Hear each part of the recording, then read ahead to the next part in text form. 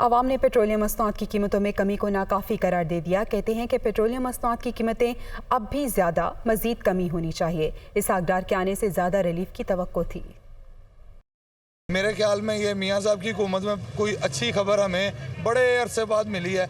हम मियाँ साहब से इस चीज़ के दुआगो हैं कि मियाँ साहब इसको और नीचे करें ताकि हमारी ज़रूरियात ज़िंदगी भी सस्ती हों। 12 रुपये सस्ता हुआ है, ये हमारे लिए बेहतर तो है, लेकिन इसको कम से कम 30-40 रुपये नीचे आना चाहिए, क्योंकि जब बढ़ता है तो एकदम 30 रुपये, हफ्ते में 12-12, 15-15 रुपये बढ़ रहे हैं। एक टाइम में 3-3 दफ़ा पेट्रोल बढ़ रहा है, अब कम होने पे आया तो 12 रुपये। ये तो अच्छी बात है, अगर कम हुई आवाम के लिए खुशखबरी होनी चाहिए। एक हफ्ते के बाद फिर ये 50 रुपये बढ़ा देंगे, 30 रुपये। आवाम का बेड़ा गर्क किया हुआ महंगाई ने, और ये ड्रामेबाजियाँ कर रहे हैं ये लोग। पहले पेट्रोल 150 रुपये था, इन्होंने यानी कि काफ़ी ज़्यादा महंगाई लगाई रखी है।